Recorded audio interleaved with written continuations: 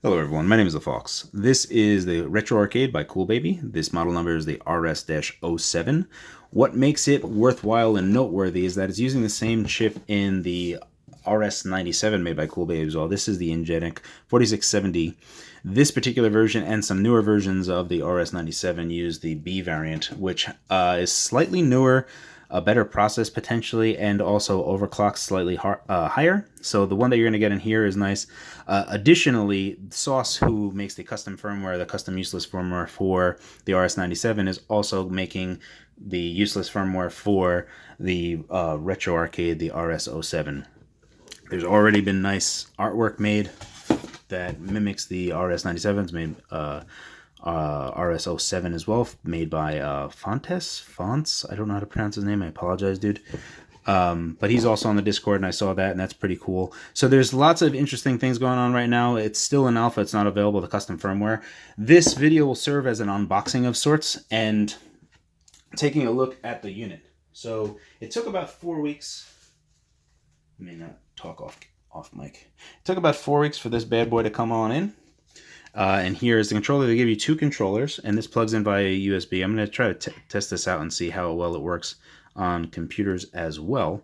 But just for size scale, just so you can see, I was actually anticipating this device to be slightly larger. But you can see that this controller is reasonably small. It's quite child small.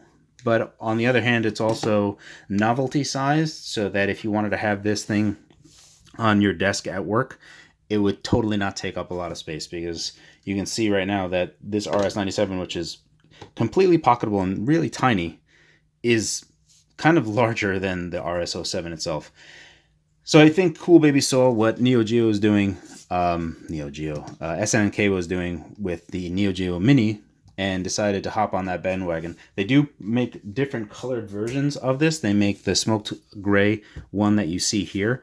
They also make a red and a black one. The unfortunate thing is that the controllers are still smoked gray, smoked black. So it's not totally matching, but the red one I tend to like a little better just because it looks more Neo-Geo-ish to me. The blue one is also nice as well, but there's some nice color variations on it. So you do have a pretty healthy pick of what you want to get on there. And when useless firmware is on there, you're going to have some decent emulation coming from that 4670B. Here we see the standard Li-ion cell. The 5 digits is escaping my brain for some reason. Here is the volume pinchiometer. Sliding it up and down is actually super easy and a little bit better than the RS-97. RS-97 has like a divot in this area, so it becomes a little bit hard. Here's the two ports where you're going to plug in 2-player. Phawx is already getting 2-player working for the RS-07 useless build, so that'll be there fully capable. Here is a microSD expansion slot. Here's your TV out, and then you have your mini USB for power in. Here's your on-off button, and here is the arcade stick. 6 buttons, pretty standard for most arcade in the late 80s, early 90s. Pretty nice. You kind of see from the smoke glass, you have your screw standoffs in here. So there's 6 of them. You just need to peel away here. Here's the speaker, and underneath is that. We'll go ahead and power this on. I'll reposition the camera just so it's focused a little bit better. And then we'll open it up and take a look at it. It's not going to be a full-on look at the RS-07. This is just going to be an early impression, kind of an unboxing thing. I am still waiting for useless firmware to come out to this, because that's where really the magic is going to be. One caveat that I do want to really stress is that I have heard and seen a lot of people already say that the microSD cards that Cool Baby is providing on here are failing. So you really want to take out this chip, make an image of it, because Cool Baby is making lots of variants of these things, including the RS-97. There's 5 versions of this already, and you need a specific version of useless on it. So they are quite literally breaking the custom firmware, just rather annoyingly. So obviously useless firmware is what you're going to want, and you don't want to overwrite your microSD card that's on here and then have a brick because you just toasted your firmware, basically. So make sure to take this out. Make an image of it, because the microSD card is most likely not going to last. That's just fair warning based on what I've seen and heard on the Discord. So let's go and try to power it on and see if it'll actually Oh my god, the battery lasted. Let's reposition this camera. All right, this is a bit better of a look. I'll go ahead and remove this covering. It'll be interesting if we can get some type of man, it's really in there. Hold on, let me get this out. Ooh-wee, that took some doing. All right, so we're gonna take this off. It's actually impressive that it still has a full charge, despite the fact that it took 4 weeks, just mostly sitting in China's post office. Whoa, that's loud. Goodness gravy, is that loud. Holy smokes.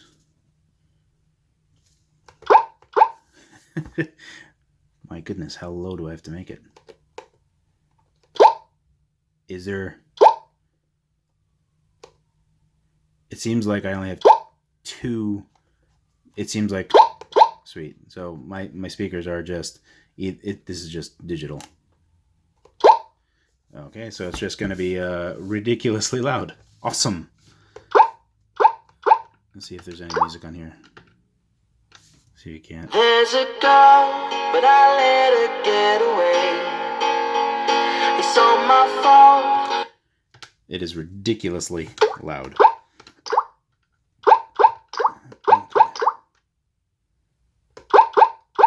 No arcades.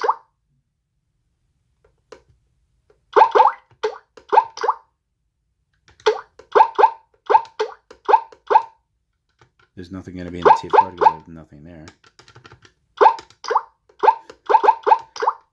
I think they shipped it to me without any ROMs built in. That is counter to how it was. Let me go ahead and see if I can't get some, at least one thing on there real quick. Yes, they didn't load it with anything. That's curious. Oh, neat. So loud. So they gave me a 16 gig micro SD card and didn't put anything on that.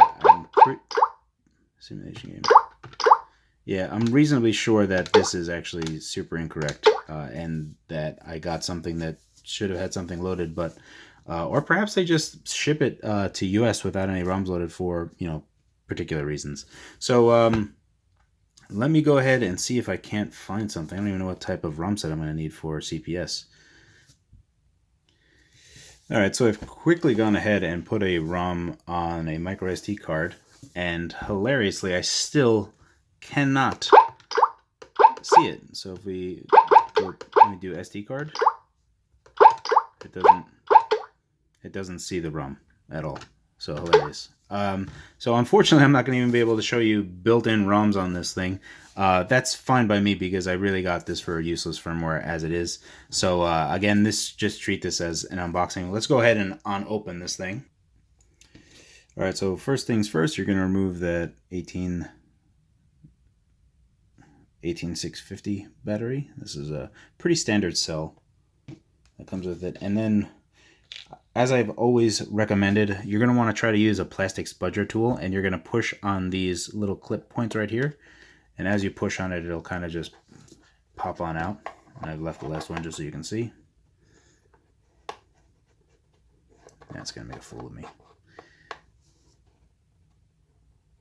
Yes, let me just get it out.